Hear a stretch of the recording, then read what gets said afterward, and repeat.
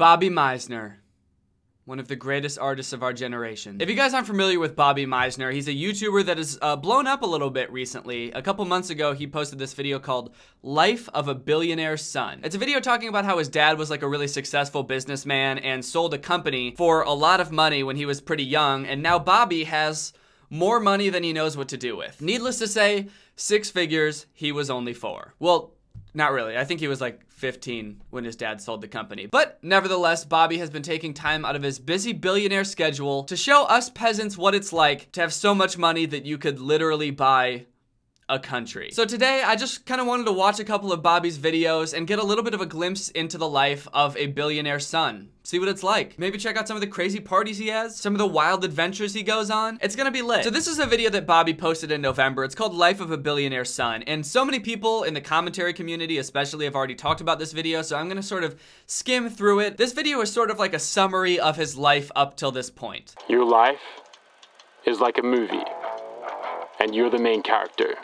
So why wouldn't you make it the greatest movie you've ever seen? Because my favorite movie's Star Wars, and Jedi aren't real. I like that the first thing he says in this video clues you into the fact that he has like no idea what normal people's lives are like. He just kind of assumes everybody has the ability to make their lives like this Hollywood-esque movie. I mean, honestly, why doesn't everybody just make their lives a fucking movie, dude? How hard is it to be born into wealth? Can't be that hard, because I did it.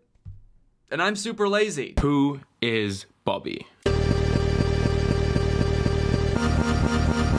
Basically a little bit of a misfit kid.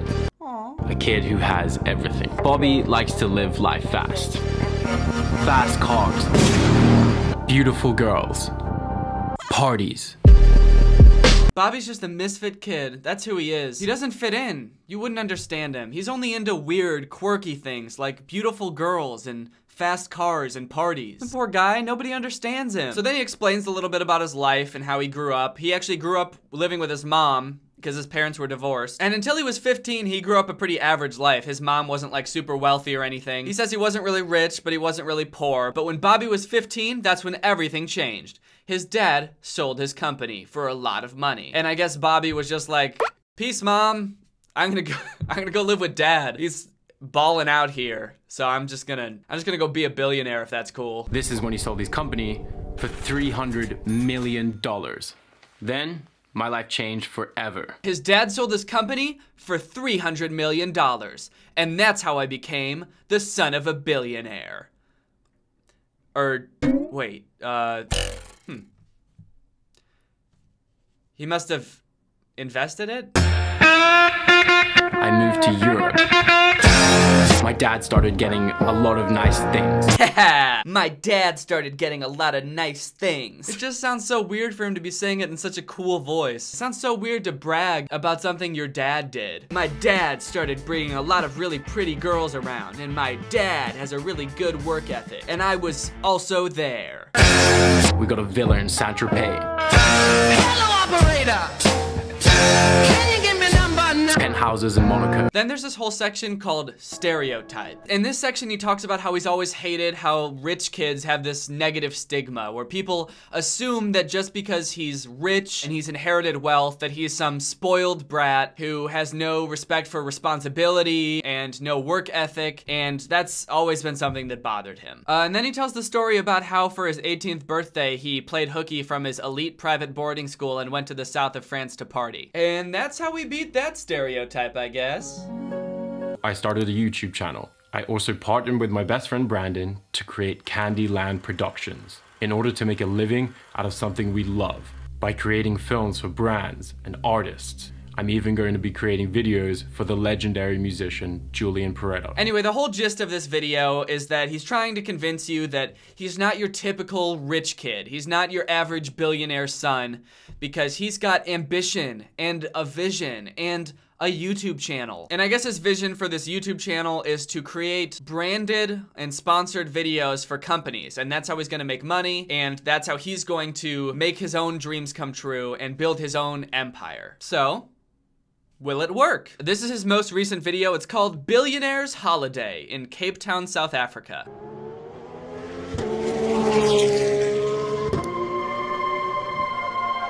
Art is the closest we come to experiencing how a stranger feels. Who said that? Why does that quote have no citation? It's in quotes like somebody famous said it, but it doesn't tell you who. Doesn't matter who, I guess. Doesn't matter who said it because someone said it. And if someone said it, then it must be true. Ah! Oh. I thought he was a ghost for a second. That would be an interesting twist if he was like, I'm not like other rich kids. I've been dead for 20 years. Hey, how are you? Good. Good. For those of you who don't know me, my name is Bobby. I'm a 23-year-old Australian-American citizen, and I've been living in the UK since the age of 15.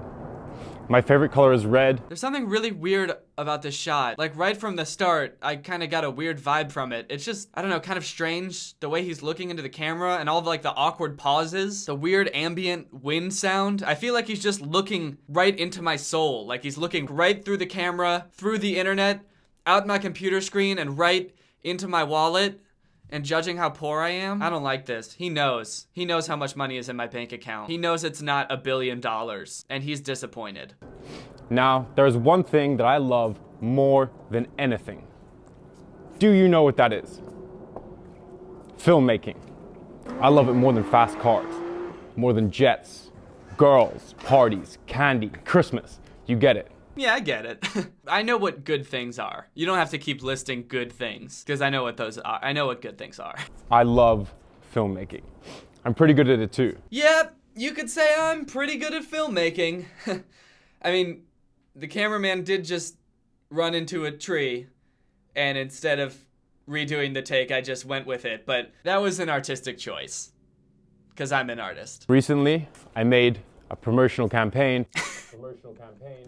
You can tell that the cameraman keeps running into these tree branches that are on the side of this alleyway because they keep jiggling every time he walks by them. Maybe they should have picked a better spot to film this than this random alleyway. I assume he's got like a mansion with a long hallway he could have filmed this in. It probably would have been a better attention grabber than just walking down this plain looking alley. It's just such a weird and avoidable thing to not have your cameraman getting whacked in the back of the head with a tree branch every 5 seconds. Now that you've got to know me a bit better, I want to know you.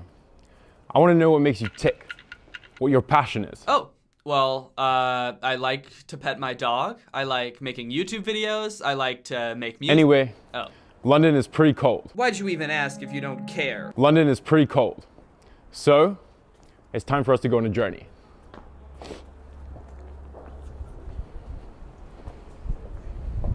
What? This video's so awkward so far. It's just like so much awkward silence between his lines. I feel like they should have done some jump cuts or something. And then the end, he's like, it's too cold in London, so let's get out of here. And then he walks away. And I don't know what I expected. Maybe for him to get in like a nice car and drive away, or for it to just cut. But the way he just like walks in silence away. Like, what is he gonna walk to the airport? So then it turns into a bit of a travel vlog. He goes to the airport with his friend.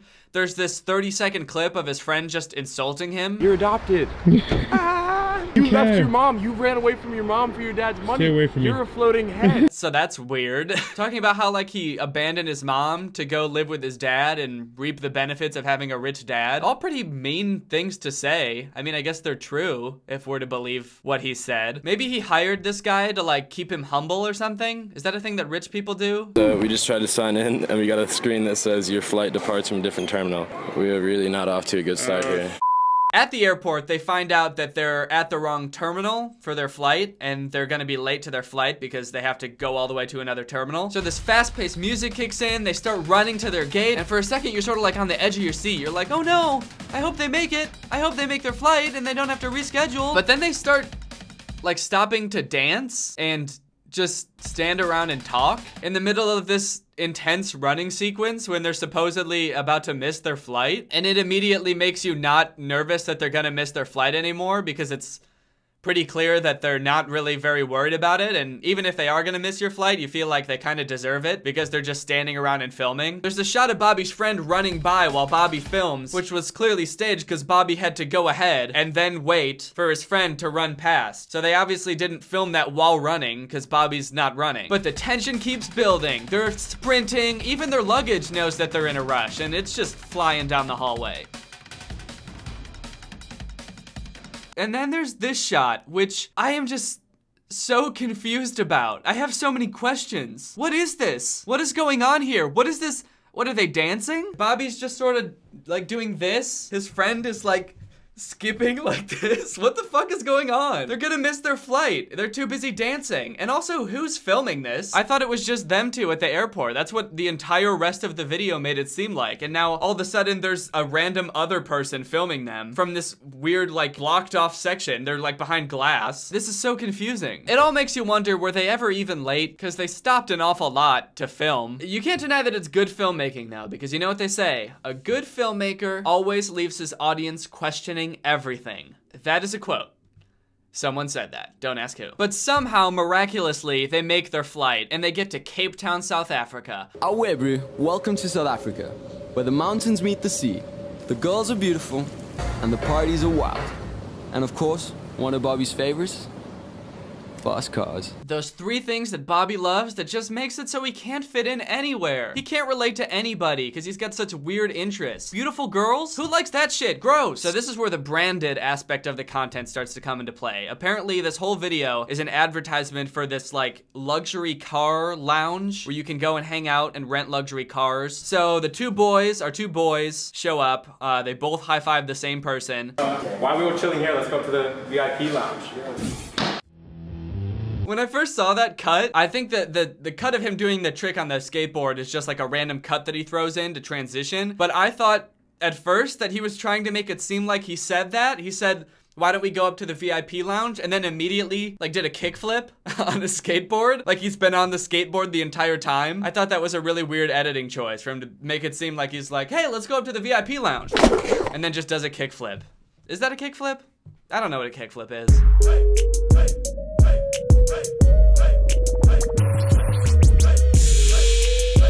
So now they're in this area with all these cool cars. Bobby's impressing all the girls with his cool skateboard tricks. And at first I thought that this was the VIP lounge that he was talking about. It's just a giant room full of cars. But apparently this is just a sequence where they're walking through this section to get to the VIP lounge. So finally they show up in the VIP lounge. Everyone takes a seat. Bobby and his friend pour themselves a drink and they give a little speech. All right, so the good news is Dutchman's Car Care Clinic has hooked us up with a Porsche and a Ferrari to go have fun with. Sick. Let's take them out. Let's get the whole crew. Let's go out and let's shoot. Let's take them out. Let's get the whole crew. That's all of us here. Let's get all of us. Let's make sure that we get all of us.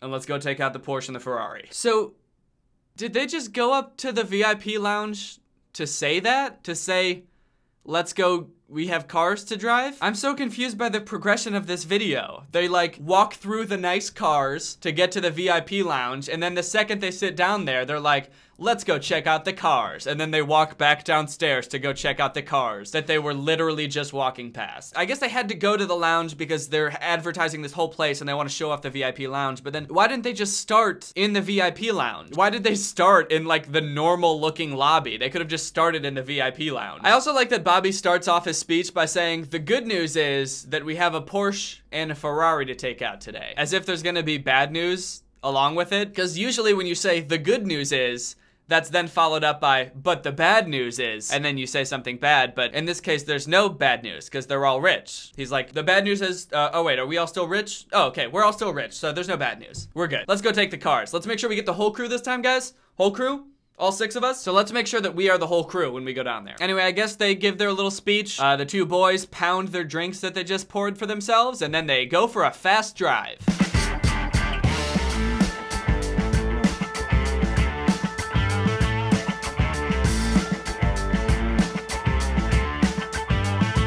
All right, yes, now it's time for some sick car action. They finally got the cars out. This is what I assume the whole video is supposed to be about, showing off the sweet cars that you can go to this place and rent for the day. So let's check out some of this sweet car action. What? Oh, the cop shot us down. So after like 20 seconds of driving around, I guess the police showed up and were like, hey, you can't race here. That's illegal, and they have to stop. Getting arrested in a foreign country is not very fun. So, it was time for us to get the fuck out of here. They just barely avoided getting arrested, I think. Looks like they got away clean this time because they drove away in their fast cars. So that's the end of the whole video. And now I'm kind of confused. This whole video, and I guess the premise for Bobby Meisner's entire channel is, I'm not a spoiled rich kid. I have a work ethic. I have a vision. I'm gonna create sponsored content. So he created this video for this exotic car club, which first off seems like a really niche thing to advertise. Like, what percentage of Bobby's viewers do you think are also billionaire sons that can afford to go to an exotic car club? But even with that being said, like, is this a good advertisement for this exotic car club? It sort of makes it seem like if you take these cars out onto the road, you're gonna get arrested. I will give them props though, that car area does look pretty fun to walk through. I would have no problem walking through that, walking back on through it, and walking right back on through again. Bobby's channel's so interesting to me because he's the son of a billionaire. He has like everything that you could ever ask for, but his YouTube videos are still not very good. And that's not to say that they couldn't be. There are plenty of really rich people who make just fine YouTube videos. I mean, Will Smith is an insanely rich person, but he puts a lot of work and money into his YouTube videos. I'm not saying that Will Smith's YouTube videos are my favorite YouTube videos. I'm just saying that's an example of somebody who has blown up on YouTube, making content that people like. I guess it just goes to show that no matter how much money you have, how rich your dad is, that doesn't necessarily mean that you're gonna be good at YouTube. It takes work, it takes practice, and it takes the whole crew. You gotta make sure you have the whole crew going. Anyway, Greg, I hope you enjoyed this little look into a billionaire's life, but now it's time to hear from our sponsor. Hey guys, it's me, Danny, from the video you just watched. And this is my data. I love my data so much. I love storing it, looking at it, petting it. I even love sharing it with my friends sometimes. But what I don't love is when websites and hackers and other online scoundrels try to steal my precious information. It's mine, and it's private. You think I want people seeing this? No one can ever see this. It would ruin me. That's why I use ExpressVPN. ExpressVPN offers so many features. Anonymity and privacy, so you can't be tracked by websites or your internet service provider. The ability to unblock content that's not available in your country, but most importantly to me, security. Nobody's gonna steal this data. I like to do a lot of my work in coffee shops, whether it be things like writing videos or sending sensitive emails or paying off hitmen. But when you're on a public Wi-Fi like the ones at coffee shops, it's pretty easy for hackers to get a hold of your precious data. But with ExpressVPN, nobody's gonna steal this data. One of the best things about it is it's super easy to set up. You can download and install it in minutes. It just takes a little bit of this and a little bit of this, and you're good to go. ExpressVPN offers the fastest speeds, 24/7 customer service. It works on Windows, Mac, iOS, Android, and more. And it's less than $7 a month with a 30-day money-back guarantee.